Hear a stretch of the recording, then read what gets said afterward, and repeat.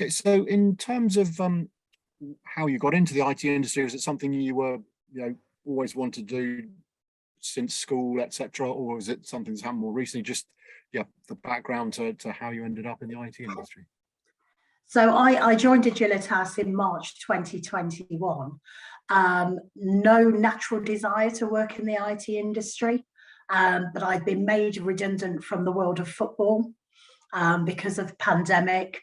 And I have typically always worked in mainly male industries, including the law, up until perhaps the early 2000s, when we started to do more work to attract females into law. And then, of course, football.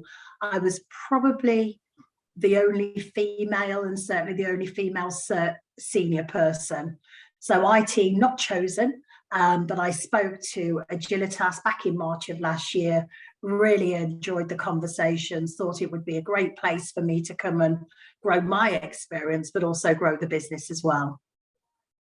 Okay, so in actual fact, it sounds a bit like when you came into the IT industry, it was a less male-dominated space than some of your previous ones. Is that fair to say? I think it is. At Aglitas, we've got a headcount of 129 and there are 34 females. And we've got I think post-pandemic, the world is becoming more diverse. So we are seeing more females coming into IT, but not necessarily in roles that are perhaps less than operational and those roles that can influence.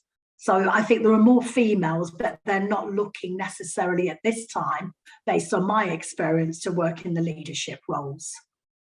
Okay, and in terms of what you've done in your career to date, I'll be interested if you're able to share, challenges you've faced, and I mean, clearly the IT industry is a relatively new view, but just, I mean, in other industries, were there gender issues that you bumped into, or not specifically, they were just more career things? Just any thoughts you've got on that?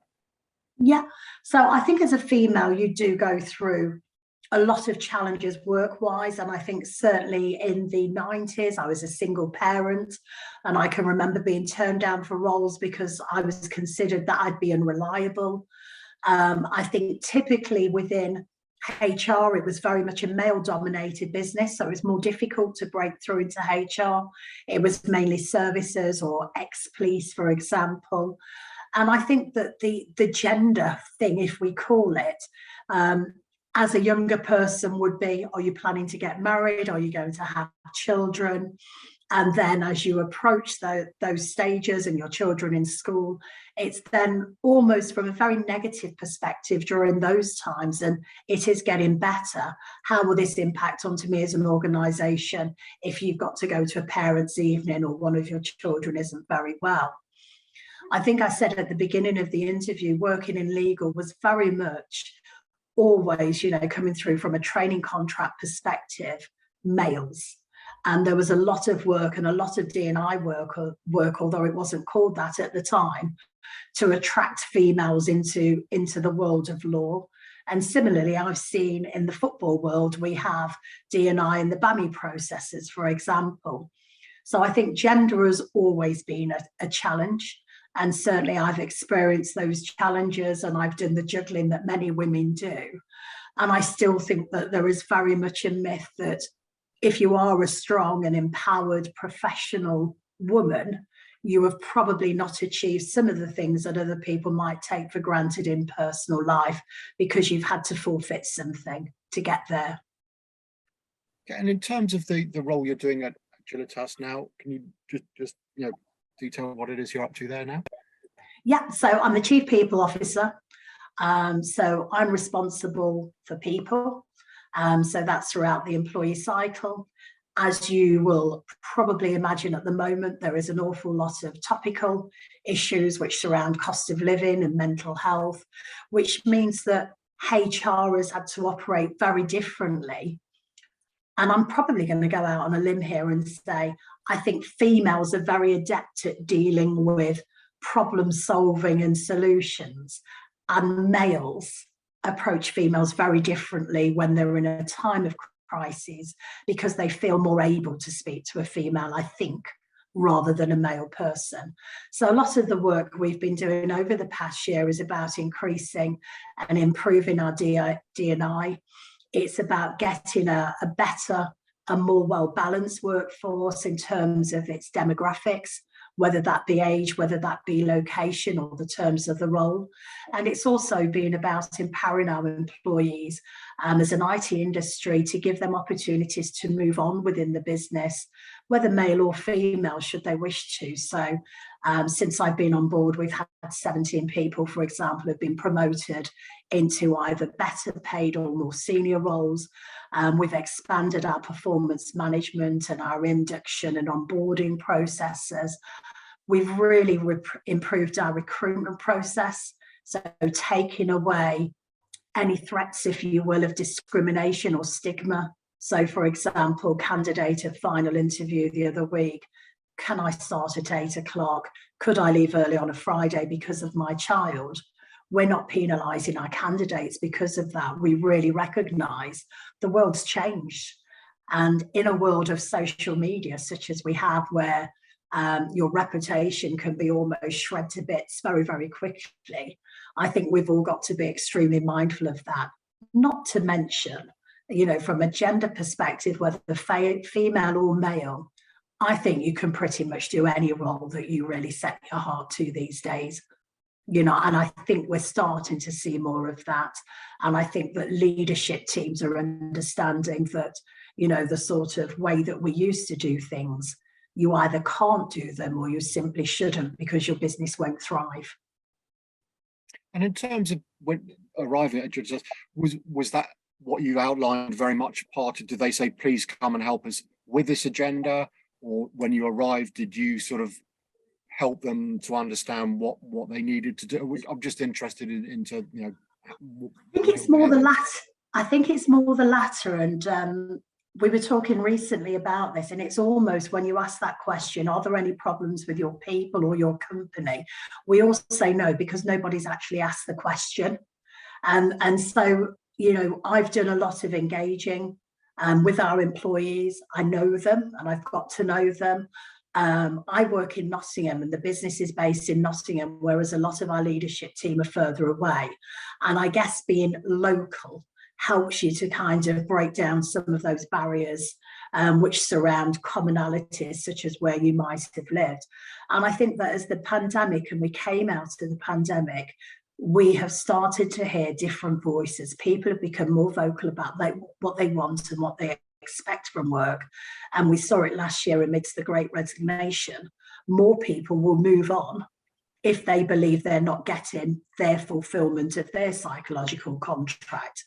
So I think my role has been to facilitate change and to continue to work on change, not only to make the business a success, but also to improve the quality of work life and how we work. So turnover, for example, was really high. It was over 50%. We're now at 12%. And we haven't thrown loads of money at it because we don't have it. What we've done is we've just engaged more, we've collaborated, we've listened, and we've done that informally and formally via employee surveys, where we've then followed through on actions. So we've not kind of said, tell us what you think, and then we'll do nothing about it. And we're still a work in progress.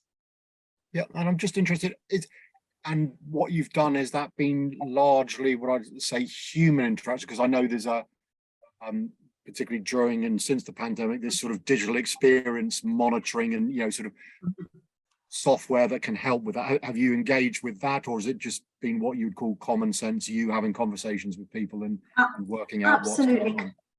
Absolutely. I think common sense. We've got, we entered the world of hybrid because people wanted that, and we're sticking with that. We have not had to do anything intrusive to ensure that our employees are working. And that's very much about trust, instinct, and observation, all of the old-fashioned tools, if you will, in terms of how we used to work with individuals. I think that digitalisation, can't say it, really holds a place in the workplace because, of course, we're now talking via Zoom and we do so much more via Teams. But I think we can't lose sight of the fact that ultimately we need to see and hear people no matter how, in order to understand where they're coming from. And if we consider that speech is 80 or however many percentage of our body language, and looking into somebody's eyes and reading how they're kind of responding to things, we really need to make sure that we're still doing that as best as we can, recognizing we're not all in the same place.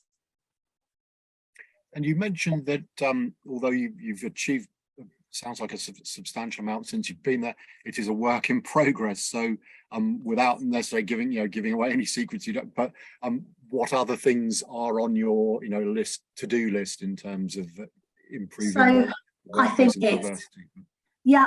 it's giving employees more empowerment to understand their capability. We're still in a world where, for example, somebody who comes into, and we'll say the warehouse, doesn't necessarily either come into natural contact with, or doesn't have a belief that they can one day be, I don't know, a service delivery manager. And there's no reason why you can't. And there is still a myth surrounding, if you haven't been to university, then you may not be able to do X.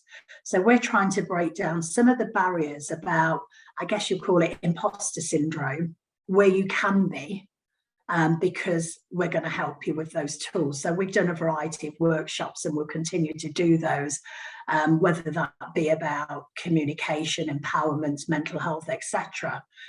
We're also engaging more with training providers and with the apprenticeship agencies to develop people irrespective, whether for their own good or for ours. Because if you're motivated, you're likely to work better and more efficiently. And then, of course, we've got all of the topical things that surround cost of living. And as a small business, you have to be extremely innovative about what your key retention strategy is going to look like if you haven't got a huge budget. And that could be things that we do, which might be fantasy football, a Wordle quiz, pumpkin carving, whatever it is. But I think every business is being more innovative. We've seen it recently, office perks and what do you put in a kitchen, all of what comes at a cost. But at Aglitas, it is about the people, but it's how do we engage with those as best we can, recognising it is a small business and 50% actually work outside of Nottingham on a hybrid model. And in terms of the IT part of the business, because I know a lot of industries are short of skills and personnel, but the IT industry particularly is very short, I think. Are you doing anything as a company to initiatives around identifying suitable people that, again, you mentioned sort of approaches to get them into the workplace, or are you tending to hire people that are already in that world that you want to change? It's a combination of both. So for some roles, we've recently recruited a young guy with no work experience as an apprentice, so supporting him on the start of his career journey. We have had some apprentices in the past, and we've had students via some of the university placement schemes, and that's something that we're keen to do more of. In particular, we're working with an apprenticeship agency in London to upskill the current team and to develop almost a platform for them to move on within the business. As you can imagine, succession planning is a huge thing in our company, where there's an aging workforce, particularly operating at a senior leadership basis. And it's engaging with those key individuals even before they're thinking of moving on. In terms of like for like, we like many companies are struggling to recruit. So we start off with checklist A, and we might end up with checklist D and E, and we have to identify then how we're going to grow that person and how we're going to support them, but also acknowledge how much time and attention that person rightly needs in order to be confident and competent within the role. I personally think, and this is on a personal thing, I think that employers have got to be very agile about how they grow their company now, and shouldn't be, and I'll call it fussy, about holding out to the original job brief. I equally think that candidates need to be prepared to be honest and open about where their strengths are and where they need to develop, and to how they're going to plan for that development. Because we find that agencies, for example, who are putting forward a candidate who doesn't have all of the skills, might, for example, just say, tell them you'll be able to do it if you show them. So I think the candidates have got to prepare themselves for their hard work.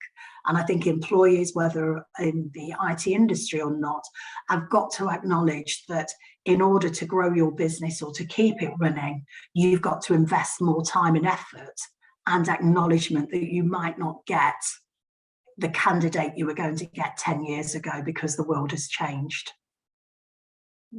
And in terms, just back to diversity for a minute, in terms of what you have implemented, have you had a pretty much universal buy-in and understanding and empathy with what's going on? Have you found pockets of resistance where people are like, well, that's unfair because you're doing that for them and I want this? Or how have you just managed that sort of, introduction? Again, combination of both. One of the first things I changed was just uplifting the annual leave from 22 to 25 days for everybody. So of course, those people who weren't on 25 went, fantastic, that's great. Everybody else who'd had to achieve 3 years length of service said, that's awful, what am I getting? That was the start of the journey. A year and a half in, as we start to make more changes and we talk about the benefits that it's made for all of us, actually people are starting to see it. However, we are really keen, which is why we do it. And certainly before I implement change, I'll ask my managers, what do you think? Because they're the people on the ground floor that are going to have to run my ideas. And if they don't work, there is no point. You can invent the best idea, but if it works for nobody except you, then you've not really had a great idea. We have done things surrounding benefits. We have done things surrounding policy. So we've got better governance. There's certainly been an upskill in line management because through the pandemic, all of that had changed because people actually weren't in the office and weren't engaging in the same way. And I think that there is a broad acceptance that we needed to change. And if we look at data would suggest that we're heading in the right place. If I look at it in a slightly different way, which is saying to somebody, what do you think of our culture? Do we uphold our values? Do you like working here? And broadly, the answer is yes, but I'd like to tell you how we can further improve it. Then we're going in the right place. Okay, and in terms of maybe just as we finish, in terms of something that you still think, something that you could implement or something that you think we need to stop doing that, not necessarily within your organisation, but as the IT industry more generally, are there any sort of obvious things you'd love to change about the industry, or as I think we know, it's heading in the right direction, so sort of leave it to get there in its own time? Or I think every company should do more surrounding of what does it really look like working in our business, whether as a female or not. So it's almost, the training program, the placement schemes, giving people an opportunity to come and see you and what you do, and recognise that an IT industry will have almost every type of job that you might expect in another business, that it will surround itself with IT product. There is an absolute myth still, I think, in the IT world. I am rubbish at IT, by the way, but there is a myth that you have to be great at IT in order to work in IT. And I think that as we head into the influencer social media world, IT and other technical industry need to be doing more open days. They need to be collaborating with schools, with colleges, with universities to say, these are the opportunities that we have. And this is ultimately where you could be in your career, and come and join us. And we've got a structured career path for you to follow. Now, that's really difficult if you're in a small company, but it's certainly the steps that we should all be taking, I think, just to open up the eyes of the external world to say, it really is no difference. You're not going to be a Microsoft expert. And in our case, we're a solutions business. So it's completely different. Okay, I mean, it's been great to chat to you, and you shared some really great insights. So, Bev, appreciate your time. Thank you very much. You're more than welcome. Thank you.